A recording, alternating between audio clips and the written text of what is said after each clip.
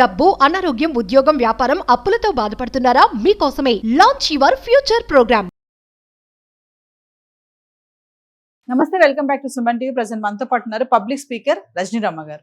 నమస్తే మ్యామ్. నమస్తే నవీన. మేడం, మనం చూస్తున్నాం కదా, ఐటీ సాఫ్ట్వేర్ సెక్టర్ అంతా కూడా పడిపోతుంది ఆర్టిఫిషియల్ ఇంటెలిజెన్స్ రావడం వల్ల. అంటే అప్పట్లో పెళ్లి సంబంధాలు చూసేటప్పుడు సాఫ్ట్వేర్ అబ్బాయి అయి ఉండాలి, మాకు సాఫ్ట్వేర్ అయితే చాలు, ఇంకా వెనక బ్యాక్గ్రౌండ్ ఎంత చెత్తగా ఉన్నా మనకు అనవసరం, సాఫ్ట్వేర్ అయి ఉండాలి, మంచి శాలరీ ఉంది అంటే మా అమ్మాయిని ఇచ్చేస్తాం, పెళ్లి పంపించేస్తారు చక్కగా. కానీ ఇప్పుడు సాఫ్ట్వేర్ అబ్బాయి అంటేనే కష్టం అయిపోయింది. ఒక రైతు కన్నా ఇస్తాం కానీ పొలం పని చేసుకుని, కానీ సాఫ్ట్వేర్ అబ్బాయికి మాత్రం ఇవ్వమని అంటున్నారు. ఒకసారి మాట్లాడుతుంది దాని గురించి.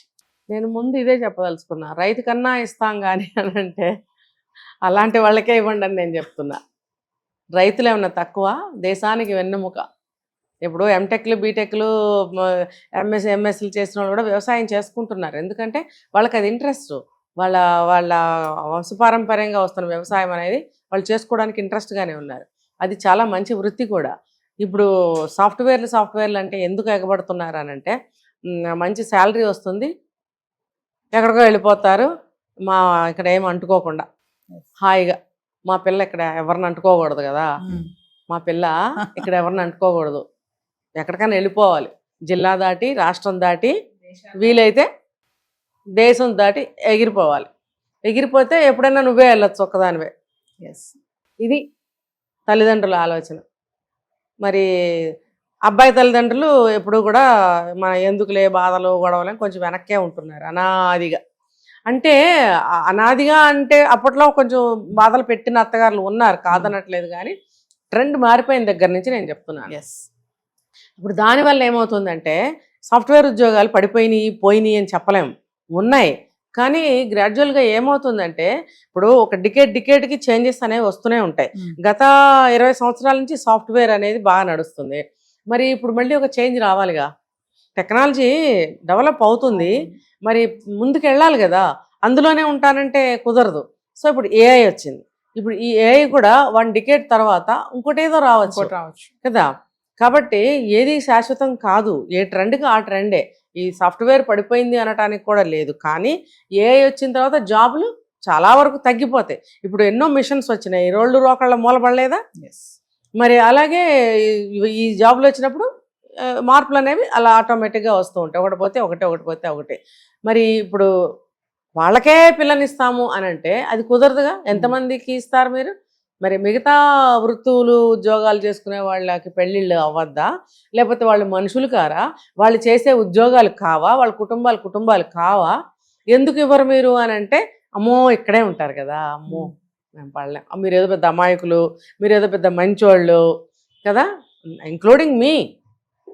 ఇప్పుడు మనం ఏదో పెద్ద మంచోళ్ళం అన్నట్టు అలా అనుకోవాల్సిన అవసరం లేదు.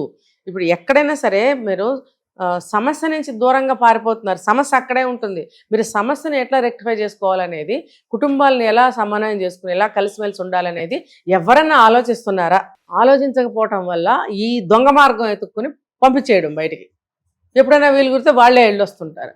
ఇలా ట్రెండ్ ఉంది. నేను చెప్పడం కాదు, నాకు ఎవరి మీద కోపకావేశాలు లేవు. సాఫ్ట్వేర్ సంబంధాలు చేస్తే ఇంకా కుటుంబంతో మా అమ్మాయి ఉండాల్సిన పని లేదు, సెపరేట్గా హస్బెండ్ తోటే లగ్జరీగా హాయిగా బతుకుతుందని అమ్మాయిలు ఇస్తున్నారంటారా? మరి అదే కదండి. ఇప్పుడు ఊళ్ళల్లో ఎక్కడా ఈ కంపెనీలు ఉన్నాయి, సాఫ్ట్వేర్ వస్తే హైదరాబాద్ రావాలి, బెంగళూరు రావాలి, ఢిల్లీ వెళ్ళాలి, కలకత్తా వెళ్ళాలి, పెద్ద మెట్రోపాలిటన్ సిటీస్కి వెళ్ళాలి, ఊరు వదిలేసే వెళ్ళాలి. ఉన్న ఊర్లో ఉన్న స్టేట్లో ఉద్యోగం వస్తుందని గ్యారంటీ లేదు. ఉన్న స్టేట్లో ఉద్యోగం వచ్చినా గ్రామాల నుంచి సిటీకే రావాలి. గ్రామానికి సిటీకి దూరాలేగా, అప్పుడప్పుడు గెస్ట్ లాగా వెళ్ళి రావచ్చు కదా.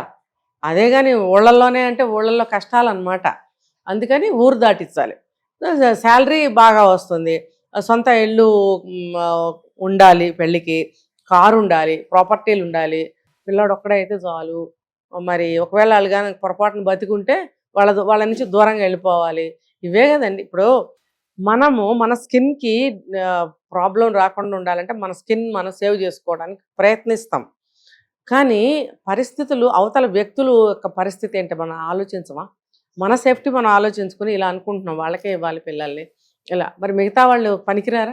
ఇప్పుడు వ్యవసాయదారులు చాలామంది అప్పుడు ఒక 4-5 సంవత్సరాల క్రితం మాకు కూడా పిల్లల్ని ఇవ్వండి, మా ఇళ్లలో పిల్లలకి కూడా పెళ్ళిళ్ళు అవ్వాలి కదా, మాకేమీ లోటు లేదు, చక్కగా మేము వ్యవసాయం చేసుకుంటున్నామంటే సంవత్సరం పొడుగుతా తిండికి బట్టకి ఉండటానికి లోటు అనేది ఉండదు, ప్రశాంతమైన జీవితం. మరి వాళ్ళు కూడా వ్యవసాయదారులు అయినంత మాత్రం కుటుంబంలో అందరూ వ్యవసాయం చేశారుగా, ఏదైనా ఉద్యోగాలు వాళ్ళల్లో కూడా గవర్నమెంట్ ఉద్యోగాలు, చిన్న చిన్న ఉద్యోగాలు, ఆ స్థానికంగా ఏదో ఒకటి చేసుకుంటూనే వ్యవసాయం చేసుకుంటూ ఉంటారు. ప్రశాంతంగా లోటు లేకుండా ఉండొచ్చు కదా అంటే కాదు. స్టేటస్, స్టైలు, లగ్జరీలు, తిరుగుళ్ళు, మరి ఫాస్ట్ ఫుడ్లు, స్టైల్స్, ఈ కొత్త కొత్త ఫ్యాషన్లు ఇవన్నీ ఉండవు కదా అక్కడ. అందుకని మేము ఉండలేము అక్కడ పుట్టి పెరిగి యువతలకు వచ్చిన వాళ్ళు కూడా అక్కడికి వెళ్ళి ఉండలేరు. అది ఇప్పుడు చెప్పొచ్చేది. ఇంకా మళ్ళీ స్టేట్ గవర్నమెంట్ జాబ్స్ చేస్తున్నారు, స్టేట్స్లోనే ప్రైవేట్ జాబ్స్ ఉంటాయి, రకరకాల కేటగిరీ మనుషులు ఉంటారు. వాళ్ళందరికీ పెళ్ళిళ్ళు వద్ద, వాళ్ళందరూ సాఫ్ట్వేర్లు అయి తీరాలా? మరి వాళ్ళు ఎవరిని పెళ్లి చేసుకోవాలి? నేననేది ఏంటంటే ఏ స్థాయికి సంబంధించిన వాళ్ళు ఆ స్థాయిలో సంబంధాలు చూసుకోమని చెప్తున్నాను నేను. ఇప్పుడు సాఫ్ట్వేర్ వాళ్ళకి ఇచ్చి చేయాలన్నా కట్న కానుకలు అని అంటున్నారు కాబట్టి ఆ కట్న కానుకలు అందరూ ఇవ్వలేనప్పుడు ఇవ్వలేని వాళ్ళకి కూడా వీళ్ళే కావాలంట. తల తాకట్టు పెట్టి ఉన్న ఆస్తులు అమ్మి లేకపోతే కొంచెం అప్పు చేసి సాఫ్ట్వేర్ వాళ్ళకే ఇస్తున్నారని చెప్పి టాక్. మరి ఇప్పుడు ప్రెసెంట్ ఏ హవా నడుస్తుంది కదా మేడం, మరి ఇప్పుడు వాళ్ళకి పెళ్లిళ్ళు అవడం కష్టం అని అంటున్నారు. మరి ఎలా? మరి ఇప్పుడు అదే అంటున్నారు, అందరు సాఫ్ట్వేర్ అబ్బాయి ఎక్కడెత్తుకుంటారు? మరి ఇప్పుడు ఎక్కడెత్తుకుంటారు? ఇప్పుడు తగ్గిపోతున్నాయి. రేపొద్దున ఏఐలో కూడా ఎవరికి వస్తుంది ఉద్యోగం, ఎంతమందికి వస్తుంది అంటే అందులో ఉన్న వాళ్ళకే కొంతమందికే పెళ్లిళ్ళు అవుతాయి. నేను అదే ఆ క్వశ్చనే చేస్తున్నా నేను. మీ స్థాయికి తగ్గ వాళ్ళని మీ కేటగిరీస్ లో మీరు మంచిగా పెళ్లిళ్ళు చేసుకోండి. ఇప్పుడు చూడండి, సిమెంట్ ఎత్తే కూలీ లేకపోతే దేశానికి బిల్డింగ్లు కట్టడానికి దేనికి కూడా లేదు. కూలీలు కూడా వెన్నెముకలు అంటాళ్ళే దేశానికి, రైతులతో పాటు. ఎవరు లేకపోయినా దేశం అనేది నిలబడదు, దేశ ప్రగతి ముందుకు వెళ్ళదు. సో ప్రతి ఒక్కళ్ళు కావాల్సిందే. ఇప్పుడు చెక్క పని చేసేవాళ్ళు కావాలి, సిమెంట్ పని చేసేవాళ్ళు కావాలి, రైతులు కావాలి, రకరకాల గోల్డ్ పని చేసేవాళ్ళు కావాలి, అందరూ కావాల్సిందే. మరి వాళ్ళందరికీ పెళ్ళిళ్ళు వద్దా? నేను చెప్పేది ఏంటంటే వాళ్ళు ఈ సాఫ్ట్వేర్ వాళ్ళ వెనకాల పడకండి. మీరు మీలో చూసుకుని చక్కగా పెళ్లి చేసుకుని మాలాగా కాకుండా ప్రశాంతమైన జీవితాలు గడపండి. ఓకే, ఇప్పుడు మీరున్నారు, మీరు ఇక్కడ చదివారు, ఇక్కడ ఉద్యోగం చేశారు, మీకు ఇక్కడ ఓకే. ఇప్పుడు నేను ఇక్కడ చదువుకున్నా, నేను ఇక్కడ పుట్టి పెరిగాను, నేను ఇక్కడ చదువుకుని నేను ఇక్కడ ఉద్యోగం, నాకు సెట్ అవుతుంది. నేను ఇప్పుడు ఊరు వెళ్ళిపోయి అక్కడ ఏమైనా చేయాలంటే కుదరదు.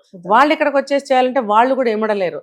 కాబట్టి ఎక్కడ ఉండేవాళ్ళు అక్కడ వాళ్ళని వెతుక్కుని పెళ్లి చేసుకుంటే జీవితాలు, కుటుంబాలు సేఫ్టీగా, ఆరోగ్యంగా, ఆనందంగా, సుఖంగా, ప్రశాంతంగా జీవించగలుగుతారు. ఈ ఉరుకులు పరుగుల జీవితాలతో మీరు పోటీ పడలేము. మనం వాళ్ళతో పడలేము, వాళ్ళు వీళ్ళతో పడలేరు. కాబట్టి ఎక్కడ ఉండేవాళ్ళు అక్కడ వాళ్ళ సర్కిల్లోనే చూసి చేసుకుంటే సుభిక్షంగా ఉంటుంది నన్ను అడిగితే. ఈ ఒక విషయం, ఈ సాఫ్ట్వేర్ వాళ్ళని చేసుకుంటే వీళ్ళకి ఇది సెట్ అవుతుంది. అది ఎంతమందికి సాధ్యం అవుతుంది? వాళ్ళకి అంతమందికే సాధ్యం అవుతుంది, అందరికీ కాదు. కాబట్టి అందని ద్రాక్షకి ఎగరొద్దు. ఇప్పుడు ఆస్తులు అమ్ముకుని సాఫ్ట్వేర్ వాడికి పిల్లనిద్దామని మాత్రం అనుకోకండి. ఎన్ని బాధలు, ఎన్ని సమస్యలు వస్తూనే ఉన్నాయి కాబట్టి గ్రహించండి. Thank you.